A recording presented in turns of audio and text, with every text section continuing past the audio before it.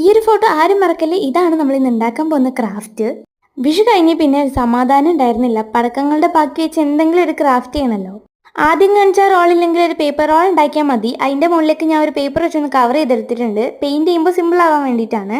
പിൻട്രസ്റ്റിലൊക്കെ ഭയങ്കര ട്രെൻഡിങ് ആയി പോയിക്കൊണ്ടിരിക്കുന്ന ഒരു ഓർഗനൈസറും കൂടിയാട്ടെ ഇത്.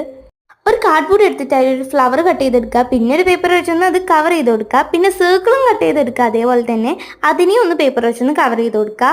ഇനി നമുക്ക് ഈ 3 പാർട്സിനെയും കൂടിയിട്ട് പെയിൻറ് അടിക്കണമല്ലോ. അപ്പോൾ അതിന് വേണ്ടിയിട്ട് ഞാൻ സ്റ്റെമ്മിൻ്റെ പോർഷന് പെയിൻറ് അടിക്കാൻ വേണ്ടിയിട്ട് ഗ്രീനിൽ ഒരു വൈറ്റ് ആഡ് ചെയ്തിട്ടാട്ടോ ചെയ്യുന്നത്.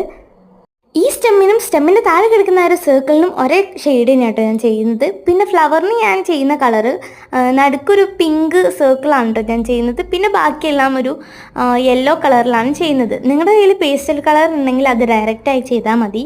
അപ്പോൾ അതിനും ഞാൻ കളർ അടിച്ചെടുത്തിട്ടുണ്ട്. ഇനി ഇത് 3ഉം കൂടി ഡബിൾ സൈഡഡ് വെച്ചൊന്ന് ഒട്ടിച്ചു കൊടുക്കുകയാണ് ചെയ്യേണ്ടത്. അപ്പോഴേക്കും നമ്മുടെ ഓർഗനൈസർ ഇവിടെ റെഡി ആയിട്ടുണ്ട്.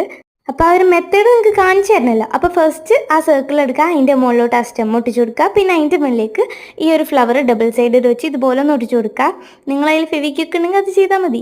പിന്നെ ഇതൊരു ഓർഗനൈസർ ആണല്ലോ, അപ്പോൾ അതിന് വേണ്ടിയിട്ട് ഇതുപോലെ ഒരു പീസും കൂടി ഒട്ടിച്ചു കൊടുക്കുക. അപ്പോൾ ഇത്രയുള്ള സിമ്പിളാണ്. ഇഷ്ടപ്പെട്ട കമൻറ്റ് ചെയ്യാൻ മറക്കണ്ട.